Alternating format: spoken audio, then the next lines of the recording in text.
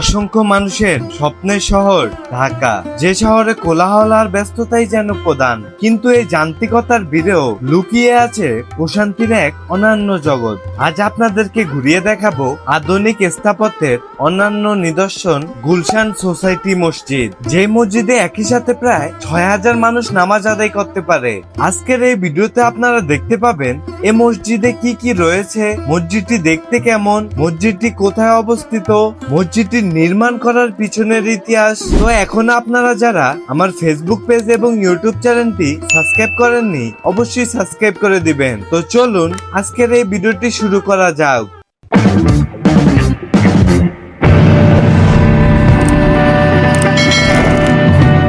আসসালামু আলাইকুম এভরিওয়ান, আজকে আপনাদেরকে গুলশান সোসাইটি মসজিদটি ঘুরিয়ে দেখাবো। গুলশান সোসাইটি মসজিদে যাওয়ার জন্য আপনারা সর্বপ্রথম চলে আসবেন গুলশান 2 সার্কেলে। গুলশান 2 সার্কেলে এসে যে কোনো রিক্সাওয়ালাকে বললেই আপনাকে গুলশান সোসাইটি মসজিদে নিয়ে আসবে। অবশেষে আমি চলে আসছি গুলশান 2 সোসাইটি মসজিদে। এই মসজিদটি গুলশান সোসাইটি মানুষদের জন্য একটি স্থাপতি। এই মসজিদটি ডিজাইন করেছিলেন কাশরেফ চৌধুরী এবং 2017 সালে মসজিদটি সম্পূর্ণরূপে সম্পূর্ণ হয়। 2018 সালের ফেব্রুয়ারিতে আল আকসা মসজিদের প্রধান ইমাম তার বাংলাদেশ সফরের সময় গুলশান সোসাইটি মসজিদে নামাজ পরিচালনা এবং খুতবা প্রদান করেন। 2018 সালের সেপ্টেম্বরে গুলশান সোসাইটি মসজিদ 11তম বেজলিন ডিজাইনস অফ এয়ারের জন্য শর্টলিস্ট করা হয়। নিচে 2 তলা বেসমেন্ট সহ মোট 10 তলার উচ্চতার এই আধুনিক মসজিদটি সাদা কংক্রিট কাস্ট দ্বারা নির্মাণ করা হয়েছে। চলুন আপনাদেরকে মসজিদটির ভিতরের দৃশ্য ঘুরিয়ে দেখাই। মসজিদটির ভিতরে প্রথমে প্রবেশ করলে দেখতে পাবেন জুতা রাখার জন্য সুন্দর করে বক্স করে দেওয়া হয়েছে। বক্সের পাশাপাশি রয়েছে লকারেরও ব্যবস্থা। এটি হচ্ছে মসজিদটির মেন ফটক বা ফার্স্ট ফ্লোর। এই মসজিদটির মেন ফটকটি বেশ দৃষ্টিনন্দন ভাবে সাজানো হয়েছে। পুরো ফ্লোর জুড়ে লাল কার্পেট দ্বারা সজ্জিত করা হয়েছে। ইমাম সাহেবের সামনে পুরো গম্বুজটিকে আরবি অক্ষর দ্বারা লেখা হয়েছে। এছাড়াও মসজিদের ভিতরে আলোকসজ্জার কারণে মসজিদটি দেখতে আরো বেশি দৃষ্টিনন্দন লাগে।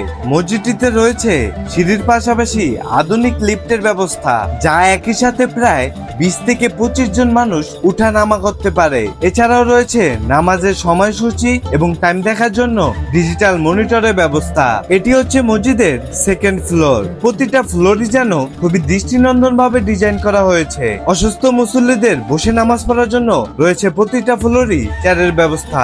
এই গুলশান সোসাইটি মসজিদে আসলে একই সাথে বনানী কবরস্থানও দেখতে পাবেন। এই মসজিদের পাশ ধরেই বনানী কবরস্থানটি শেষ হয়েছে। রয়েছে দান বক্স, ডিজিটাল সকল ব্যাংকিং এর মাধ্যমেও সাহায্য করতে পারবেন। এটি হচ্ছে মসজিদটির থার্ড ফ্লোর। প্রতিটা ফ্লোরই সেম ভাবে ডিজাইন করা হয়েছে এবং প্রতিটা ফ্লোর থেকেই বাইরের স্নিগ্ধ পরিবেশ উপভোগ করতে পারবেন। আমি এখন আছি গুলশান সোসাইটি মসজিদের একদম টপ ফ্লোরে। আর এই টপ ফ্লোরে উঠলে গুলশানের লেক সহ গুলশানের সকল সৌন্দর্য কম বেশি দেখা যায়। আর এই পাশে সিঁড়ির মতো দেখতেছেন, এটা দ্বারা হয়তো বা ছাদে উঠে কোনো প্রয়োজনের ক্ষেত্রে। আর এটা হচ্ছে মহিলাদের নামাজের স্থান, এটার ভিতরে প্রবেশ নিষেধ। মসজিদটির সৌন্দর্য বৃদ্ধির জন্য মসজিদের সামনে লাগানো হয়েছে কয়েকটি খেজুর গাছ। এই মসজিদে একই সাথে প্রায় ৬,০০০ মুসল্লি নামাজ আদায় করতে পারে। রয়েছে মহিলাদের জন্য আলাদা নামাজের স্থান।